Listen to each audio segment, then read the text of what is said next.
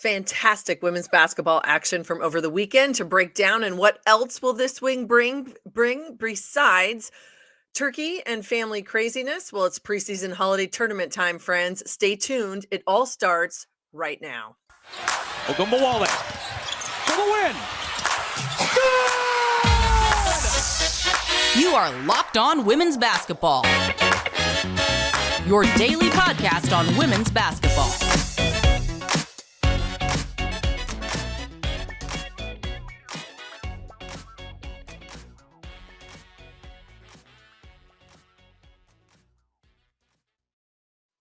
Happy Monday, friends. It is November 21st, 2022. We have got a lot to talk about today. I am Missy Heidrick, National Women's Basketball Correspondent at The Next. So happy to have you here. Thank you for making Locked On Women's Basketball your first listen every day. We are free and available wherever you get your podcasts. Today's episode is brought to you by LinkedIn. LinkedIn Jobs helps you find the qualified candidates you want to talk to faster. Post your jobs for free at linkedin.com/LockedOnNBA. You can follow me on Twitter at Missy Heidrick, and be sure to follow The Next and all of my amazing colleagues there at The Next Hoops and this podcast at Locked On WBB. All right, today we're going to break down some of the fantastic games from this past weekend and then look ahead to Thanksgiving week and fun in the sun. Preseason holiday tournaments that seem to almost always be where there is sun, beaches, and amazing B-roll scenery for the broadcast. Well, let's start with what was a fantastic display of women's college basketball yesterday, and that was number 1 South Carolina at number 2 Stanford. This game, we got extra basketball, free basketball. It was a 76-71 overtime win by South Carolina out in Palo Alto, a packed house at Maples Pavilion on the campus of Stanford. The Cardinal led almost the entire game. You had players like Cameron Brink, 25 points, but she fouled out. Haley Jones, just 5 of 19 from the field, but Stanford able to hold that lead pretty much the entire ball game. But then it was really 2 costly mistakes, mental mistakes in overtime. A 5-second call late and then no timeout available to Stanford. That equaled a technical foul. And a South Carolina team that really battled all day long. Aaliyah Boston, 14 points, 13 boards. She fouled out with just under 30 seconds left to go in overtime. But a fantastic display of women's college basketball. And we always like to say, or I do, it's my motto really, that if you want to be the best, you've got to be the best. Now we've seen these are the two national champions that we've seen the last 2 seasons. They look different. Their teams, their lineups are different. They've got different players now stepping up into different roles. And the matchups maybe not the same as when they played before. But what I really liked about this is that I think it was not only a display of what these 2 teams are now, but what they can be in the future going forward. We know how tough the Pac-12 is going to be. We know how tough the SEC is going to be. But these 2 teams sitting at number 1 and number 2 and just going head to head for 45 minutes, again, extra time yesterday, fantastic. And it couldn't have gotten any better. I really like to see what Stanford's going to be able to do now coming out of this. I think they learned a lot. As we said, a couple uncharacteristic mental mistakes late in the game, things you don't necessarily see from a Tara Vanderveer basketball team. But some of that is just, it's still early in the season. I mean, it was November 20th, and that is early. People haven't necessarily been playing a lot of games yet. You've got to get ready for that. But I applaud the fact that Dawn Staley put her team on a plane. They went to the entire other coast of the United States. This was a battle, one for the ages, and one that really put women's basketball on display yesterday. So it was awesome. All right, now we've got to talk about sun and the fun. Or fun in the sun, I should say, is really how that phrase is supposed to go. But you can have sun and the fun and all of the above. It's preseason Thanksgiving week tournament time. This is where, for players, they love it. Coaches, maybe not as much. Support staff probably despise it to an extent because it takes a lot. It takes a lot of work to be able to take a team and take your entire unit, put them on a plane, and head somewhere warm. But this is where great competition and tournaments come into play. And what we're seeing already with a couple on display that started over this past weekend, outstanding basketball all across the board. These are challenges. This is how teams get ready. It's how you get ready for your conference. It's how you kind of see where you measure up against some of the other best talent in the nation. And it's also a great experience. It's a great experience for the student athletes. It's a great experience for team bonding. And yeah, sometimes it is. It's really nice to get away from the crappy weather that you may have. I mean, I just think about those people up in upstate New York, and they show those pictures on the news of folks with like 80 inches of snow in Buffalo. Yeah, you want to get away from that. It's time to get out. As my friend Kenny Chesney says, or as we think he's a friend in our house because we love Kenny Chesney, let the warm air melt these blues away. The warm air will absolutely melt blues away. We hope that the snow starts melting in that upper New York and the Buffalo area. It's been cold in the Midwest. So yeah, a lot of these teams are ready to go, and it's a great opportunity. The first one out of the gate, which started over this weekend down in Atlantis, the Bad Boy Mowers women's battle for Atlantis. Now, the first games were this: Tennessee Rutgers, UCLA, South Dakota State, Texas Marquette, Louisville, Gonzaga. Those are some big time teams, good programs, ones that sometimes fly under the radar from a mid-major standpoint, but some of the top ranked teams in the nation. Now, we saw Tennessee get by Rutgers. UCLA gets a 7-point win over South Dakota State. Marquette upsets Texas. Now, Texas is still without their lead guard and sophomore sensation, Rory Harmon. So this is a team that's playing a little bit different. But I do look for them to bounce back. They will be better when she's in the lineup, but she hasn't been available because of injury. And then a huge overtime win from the Gonzaga Bulldogs, and they take down Louisville 79-67 in the first round of that battle for Atlantis. Now, then it's a real bracket down there in the Bahamas, so they split and go both directions. As we stay on the winner side, UCLA, they beat Tennessee 80-63. They out-rebounded Tennessee 41-30. UCLA had 4 in double figures, and they also went 16 of 30 from the three-point range. Now, Marquette, they get by Gonzaga. Gonzaga had 16 turnovers and just 36% from the field. Chloe Marotta, 6'1" junior, a 6'1" senior, from Marquette. She had 18 points and 8 boards. That sets up today's final, which I think will be a good one. UCLA and Marquette in the final in the championship game of the Battle for Atlantis. Now, a lot of questions that come out of this, which some have to talk about Tennessee, and I think you also have to talk about Louisville. I think Louisville maybe didn't play as well as they wanted to. They go into overtime, and Gonzaga just had the advantage. But I think this is also a Tennessee team, even though they were ranked high, and I still like all of the talent that Kelly Harper has on that squad. They've got some question marks, and how do you answer that? Well, a lot of it is blending and finding that right chemistry and culture with some new faces and transfers that came into that lineup. That changes things, I think, tremendously for Tennessee. But that's going to be a great final that you're going to see this afternoon if you're clicking around on your television, and you'll see that, the Battle for Atlantis. Keep your eyes open for the winner of that UCLA Marquette game. Now, the other one that starts here in the next couple days is the Pink Flamingo Championship. And this is the Baha Mar Hoops Pink Flamingo Championships. It starts Monday, November 21st. They are in the Bahamas in Nassau. Can't beat it, because that sounds like a fantastic place to play. All 8 games of the Pink Flamingo Championship will be broadcast on Flow Hoops. So if you have a Flow Hoops subscription, you'll be able to see these games. The schedule is as follows. It starts Monday, the 21st, today. First game out of the gate, number 14, Virginia Tech versus Kentucky. Virginia Tech, they are 3-0, headed down to the Sun. Elizabeth Kitely, she's 17.5 points a game. You've also got a point guard in Georgia Moore, 11 a game, 5.7 assists per game. And we know one of the X factors for this Virginia Tech squad, Ashley Owasso, 25 minutes a game, continuing to assert herself. The Maryland transfer becoming a big part of this Virginia Tech lineup.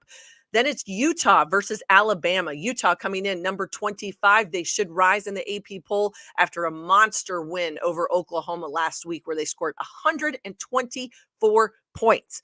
Wow. They get Alabama, who's 2-1 as they go to the Sun. Wake Forest and Missouri, that is the third game in the Pink Flamingo Championship on Monday, the 21st.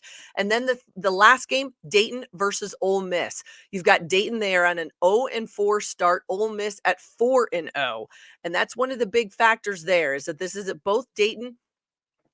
Wake Forest versus Missouri is the third game. I'm sorry. Wake Forest versus Missouri is the third game. Dayton versus Ole Miss is the fourth. Dayton 0-4, Ole Miss 4-0. Both Dayton and Wake Forest teams that are there this week, first-year head coaches. Then the schedule flips. Wednesday, the 23rd, they're going to get a day off. On Tuesday, the 22nd, Alabama will take on Wake Forest, Missouri versus Virginia Tech, Kentucky versus Dayton, and then Ole Miss versus Utah. So that is the Pink Flamingo Championships. I like some of those matchups. You got to look at this Missouri team as well. I think they might be able to catch a couple people off guard. The matchup with Wake Forest, the first game will be interesting, and then they get Virginia Tech. They're going in 5-0 as they head down to the Bahamas. 2 players averaging double figures, Lauren Hansen, Haley Frank. But the thing about the Tigers right now, they're holding all of their opponents under 50 points a game. Can that defense hold up against some of the best talent in the nation? We will see. All right, when we come back, more games to watch for at tournaments that are taking place November 24th to the 26th. And as Kenny Chesney says, the sun, the sand, and a drink in my hand, that sounds just about right. But first, these days, every new potential hire can feel like a high-stakes wager for your small business. You want to be 100% certain that you have access to the best qualified candidates available. That's why you have to check out LinkedIn Jobs. LinkedIn Jobs helps you find the right people for your team faster and for free. We all have had that experience where something has popped up via LinkedIn, a message from a potential a recruiter or a potential employer. An opportunity presents itself just at the right time, and it can all happen at LinkedIn. It is so easy to create a free job posting with LinkedIn Jobs. You just add your job in the purple hashtag hiring frame on your LinkedIn profile to spread the word that you're hiring. Simple tools like screening questions make it easy to focus on candidates with just the right skills and experience so you can quickly prioritize who you'd like to hire. And this is a way for every small business out there to finish this year strong and find the right people for your team at the right time. It's why all small businesses rate LinkedIn Jobs #1 in delivering quality hires versus leading competitors. So LinkedIn Jobs helps you find the qualified candidates you want to talk to faster. Post your jobs for free at linkedin.com/lockedonnba. That's linkedin.com/lockedonnba to post your job for free. Terms and conditions do apply. Hi, everybody. I am Missy Heidrick, and thank you for making Locked On Women's Basketball your first listen today. For your second listen today, check out Locked On Sports Today. From the games that matter the most to the biggest stories in sports. Go beyond the scoreboard and behind the scenes with local experts and insight only Locked On can provide. Locked On Sports Today, available on this app, YouTube, and wherever you get your podcasts. All right, everybody, we are talking about the holiday preseason tournaments. Again, fun in the sun. You get to the beach, you see a beautiful sunset, and then there is basketball along the way. All right, now we got to talk about things that are happening in the span of around November 24, 25, 26. The Goombay Splash in the Bimini, Bahamas. 11/24, November 24th, you're going to get George Mason versus LSU and American versus Notre Dame. And then on the 25th, UAB is going to play the loser of those games. Arizona will then get the loser of the other. And then I think the marquee matchups for me, and I like to see, is going to be on the 26th. You're going to get UAB versus the winner of the first game, and then Arizona State versus the winner. But I like to see the matchup between Arizona State and Notre Dame. I think that one could be interesting. Again, you're talking about 3 games in 3 days, or each team will play 2 games, when they're down at the Goombay Splash, but it's over a span of 3 days. But I like that Arizona State versus Notre Dame game. I think this Notre Dame squad kind of finding their own footing. We're watching some of those new post players that have come into the transfer, and Kylie Watson and Lauren Ebo, who give them a little bit more of a presence inside. But it truly is driven by the guard game for this Notre Dame squad. That's why they've been able to get out and run in transition. I think it'll be interesting to see how Arizona State can react to that. Are they necessarily going to want to go up and down as much with Notre Dame? That will be the question, a good test for both squads. All right, then it's the St. Pete Showcase, November 24th to 25th. A couple of the marquee matchups you'll see in St. Petersburg, Florida, Houston and Florida. That, to me, seems like one of the big ones. Other teams there, Green Bay, Portland out of the WCC, Northeastern as well. Some good matchups and opportunities for teams to establish themselves and get a footing. I look at Houston as a team. They come into the Big 12 a year from now. And then Florida trying to establish themselves. Kelly Rae Finley, that new head coach, the interim went away. She takes over this Gator program, trying to put her stamp on it. That will be a good test for them down at the St. Pete Showcase. All right, then we get to go to Mexico, and it's the Cancun Challenge, and that runs on 24th to the 25th. Now, the one thing about the Cancun Challenge is that there are a lot of games, but ones to keep an eye on. And they all start on the 24th. All right. So the first one that I like is Oklahoma State versus Florida State. This is one to keep an eye on. Oklahoma State, they have started fast. They've been scoring a lot of points. They did have their first loss of the year just yesterday on Sunday. But this is a Florida State team right now, 5-0. They had an overtime win over Houston, somebody who we just saw. They're going to be in St. Petersburg. But they did beat their in-state rival, Florida, 92-77. They are led right now by a freshman guard, somebody that popped up in our podcast last week with Mitchell Northam, Tanea Lotson. She is the freshman guard, and she has led them in scoring in every single game. They are 5-0. Keep an eye on the Seminoles and keep an eye on Lotson. That is Purdue and Harvard. Vanderbilt will match up with NC State in the first round there at the Cancun Challenge on the 24th. Vanderbilt is 5-1. NC State, they are coming off a big loss to UConn, 91-69. That was a stunner for them. How do they react? This will be a good challenge. They get a couple days off to regroup. You travel, and then you've got to get ready to play. And then the last game on the 24th in Cancun, Tulane versus Northern Iowa. Northern Iowa is 2-2. They've had losses to number 7 Iowa State, where they only lost by 3, and to number 20 Creighton. That game 85-66. It'll be an interesting matchup against Tulane, but I look for Northern Iowa to bounce back. And then also we have West Virginia and Central Michigan. This is a 3-0 West Virginia team. Sophomore guard JJ Quinterly. She sets the tone for them on both ends of the floor. This West Virginia team has held all 3 of their opponents so far this year under 55 points. Don Plitzawhite in her first year there, they love defense, and that is how they are going to hang their hat. Now, the second run of the next set of games will be on the 25th for the Cancun Challenges. The matchups are this: Harvard and Oklahoma State, Florida State and Purdue, NC State and West Virginia. I think West Virginia will be a little bit outmatched by NC State. However, the defense of the Mountaineers can be the difference there. Northern Iowa will get Vanderbilt, and then Central Michigan will take on Tulane. And then on 11/26, there is 2 games. So there's just a host of teams that get 2, and then there's just 4 that get 3 games out of this. Harvard and Florida State and Purdue and Oklahoma State will match up on the 26th. So big challenges in Cancun. Couldn't think of a better place that you might want to go and get great basketball. I could handle a little bit of Mexico. Like we say, as Kenny Chesney says, let the warm air melt these blues away. Even a loss can be a little bit helpful and pick up your spirits when you see that fantastic and get that ocean breeze. All right. Next up, November 24th to 25th, you've got to go to the U.S. Virgin Islands and the Paradise Jam. Now, the Paradise Jam is set up differently than a lot of the others, and it's interesting because they really have 2 tournaments going on: the Island Tournament and the Reef Tournament. So you've got 4 teams, and they play in a round-robin setup. So the Island Tournament, they both start on the 24th. The Island Tournament is first. Wisconsin takes on Georgia. VCU takes on Seton Hall. Out of these, you've got to look at Wisconsin. They're trying to establish themselves, kind of rebuild for the Badgers, and they're going to take on a Georgia team where a lot of people have circled Georgia as one of the key teams in the SEC, with a lot of new faces that have followed their new coach, and Katie Abrahamson-Henderson, as she takes over that program. They came from UCF, but yet she also was able to bring some recruits with her and new faces there. So I like that Wisconsin, Georgia, VCU, Seton Hall. Then on Friday, Seton Hall gets Wisconsin. Georgia takes on VCU. And then on Saturday, the 26th, VCU, Wisconsin, Seton Hall, Georgia. So great matchups in the island side of the bracket. On the Reef Tournament side of the bracket, Northern Arizona and Arkansas match up first, and then it's Clemson versus Kansas State.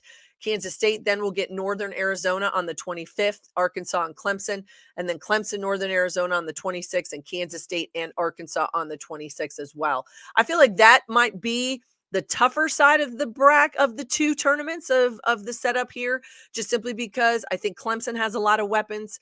I like what they're able to do there in terms of pressure and forcing people to have to play fast. You're going to see that out of Clemson. Arkansas, they want to get up and down. They're going to score. Kansas State is riding high right now, most likely going to be not only receiving votes, but could break into the top 25 after that huge upset win of number 4 Iowa at home. They win by 1, but they battled all day and really were able to control tempo late, which was huge of getting a win over Iowa. But this is a huge challenge when you go to the Paradise Jam because it is 3 games in 3 days. And a lot of these coaches have set up their non-con schedules to be able to do this because it gives you a feel, of a conference tournament. And even how you have to, even with the day off, once you hit NCAA tournament time, you got to have your team mentally and physically prepared. A non-conference tournament like this with great competition in a fantastic setting that can do that and get people ready. All right, when we come back, we'll test our luck at the casinos. It's a Las Vegas Invitational and the marquee matchups at the 2022 Phil Knight Invitational in Portland. But first, let me talk to you about our friends at betonline.net. It is your number one source for sports betting info, stats, news, and analysis. Get the latest odds and trends from every professional and amateur league out there. From football to basketball to soccer and esports, we've got it all on betonline.net. The World Cup starts today across the pond, but we know that is going to be a hot topic in the betting world. So you'll find everything you need to know about it at BetOnline. And if you love sports podcasts, you can find those at BetOnline as well. We're always the fastest and easiest way for you to get your betting fix. Head to the website today and use your mobile device to learn more. There's so much action going on during this entire holiday week of Thanksgiving. Football, basketball, college football, college basketball, you name it, the World Cup, everything is there.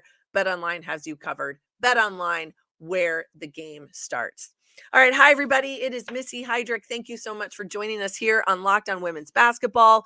We've got a lot. We've been talking about all of the great matchups and where you're going to find outstanding basketball all week long. Now, the hard part about a lot of these tournaments is they're tough to find on television. Now, you may have to have a streaming service. You could find some on ESPN3. It's just here or there, Flow Hoops. Just keep your eye out. But either way, you're going to be able to stay up to date with scores and news. And we know that a lot of these will be fantastic games all around. Now, I said we had to test our luck at the casino. So that's going to take us to the 2022 Las Vegas Invitational. It happens actually at the Mirage. So for anybody that's going there, if you're a fan, I mean, you can go to a game, you can step out, you can play a couple hands, you can come back in, you can pull a couple slots, whatever it looks like. And then I guess you hit the buffet along the way as well.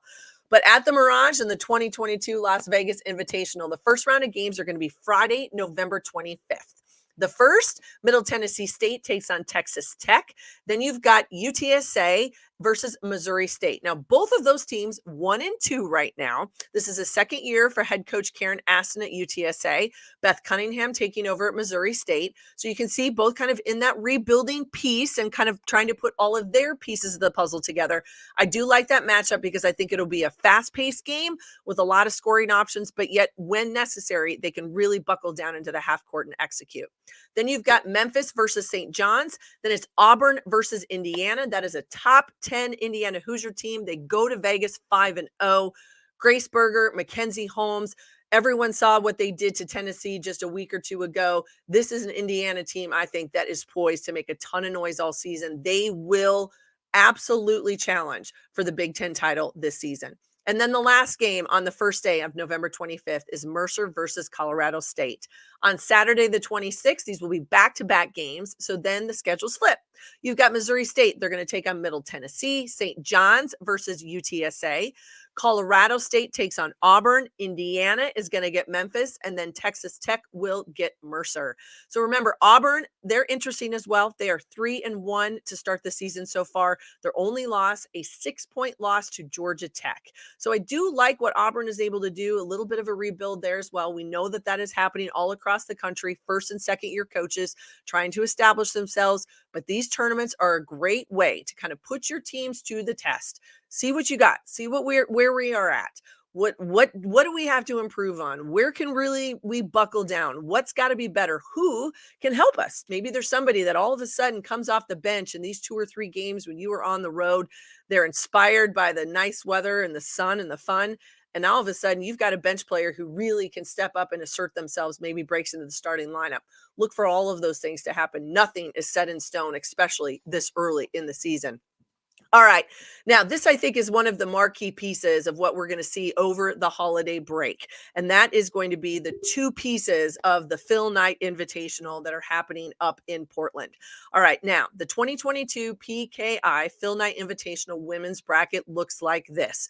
Thursday, November 24th. You will see this game 2:00 Pacific time on ESPNU. It is North Carolina versus Oregon, number 13 versus number 21 as it sits today.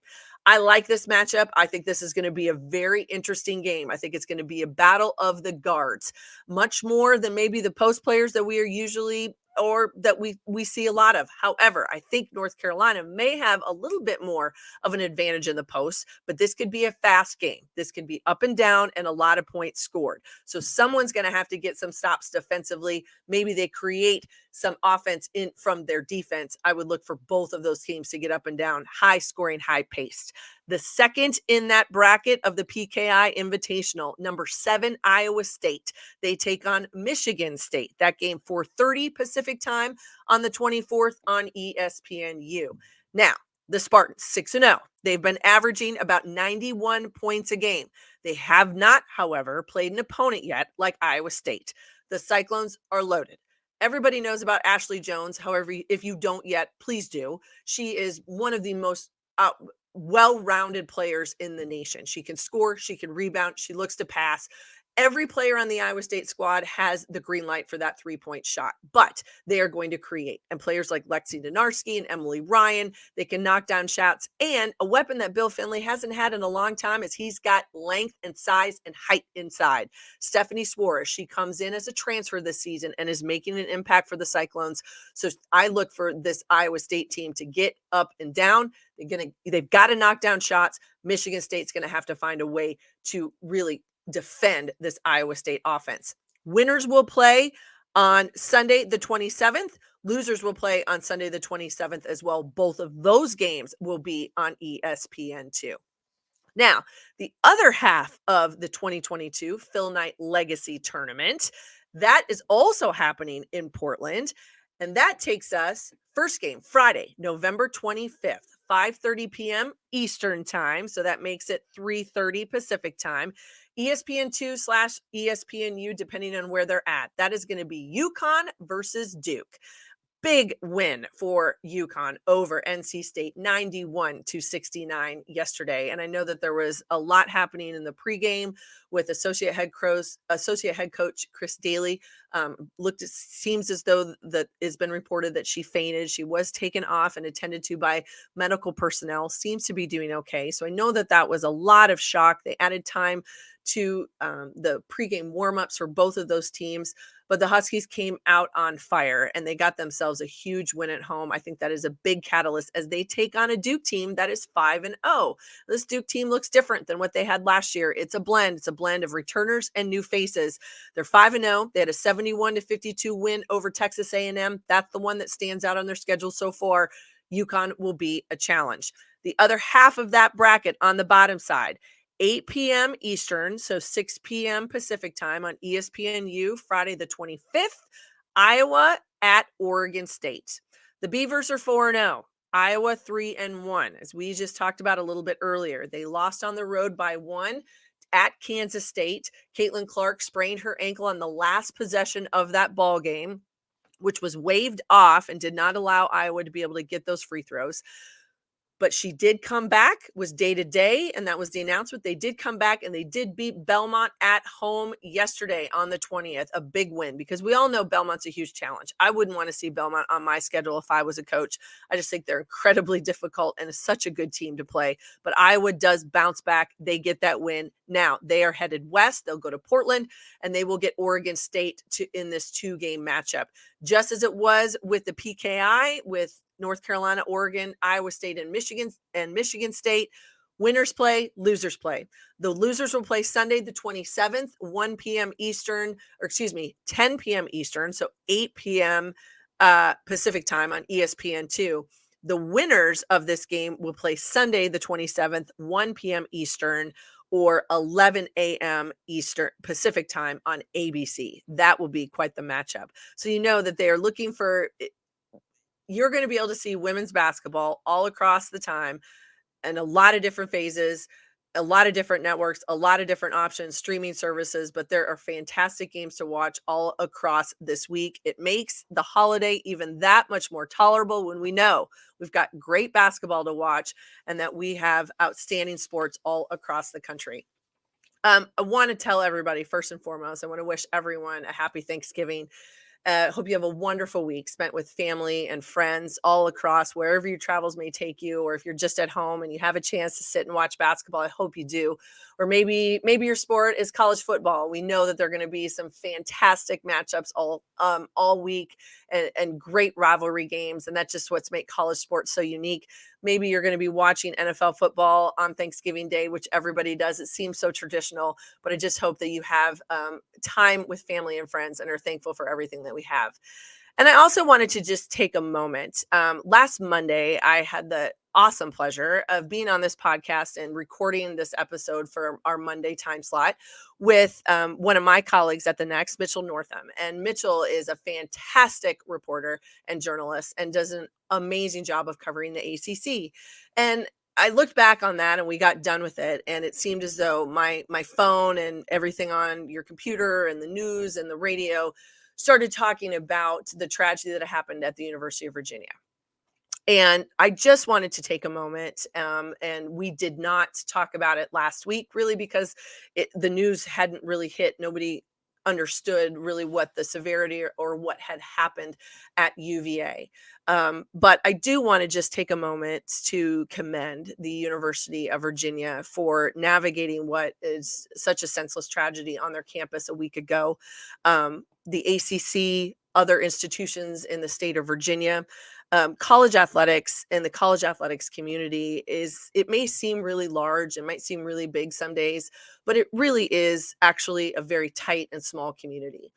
Coaches and support staff and administrators, both at the university level and academia, but also in athletic departments, we all, and I say we because I've been there. I'm retired from that part of the world, but we all cross paths, and it's a small world. And you know people all over the country that work at different institutions.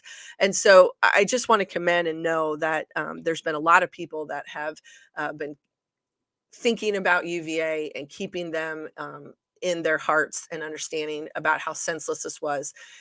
But the other piece of this is that there are a lot of student athletes and student athletes in general, no matter where you are, at a P5 school or a junior college or a small NAI institution, not far from your home, you are part of that university community. And student athletes, just as regular students on campus, they're part of field trips and class projects and all of the things that go on, just like a regular college student.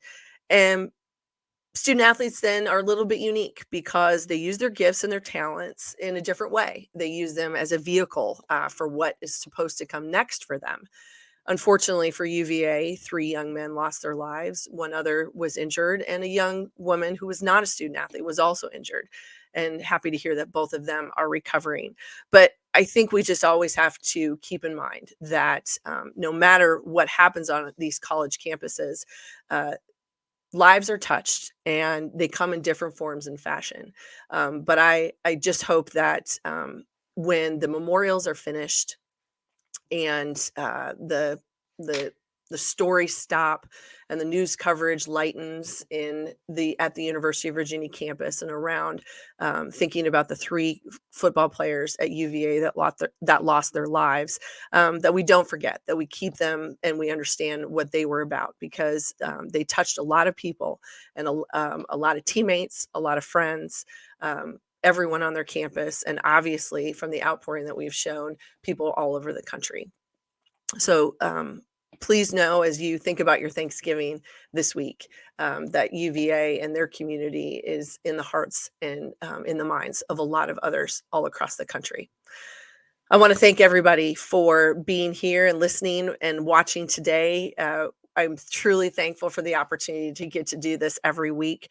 You can find me, Missy Heidrick, at Twitter. And then please don't forget every day. Go 2 or 3 times a day if you want to follow my amazing colleagues at the Next Hoops and right here on this podcast at Locked On Women's Basketball.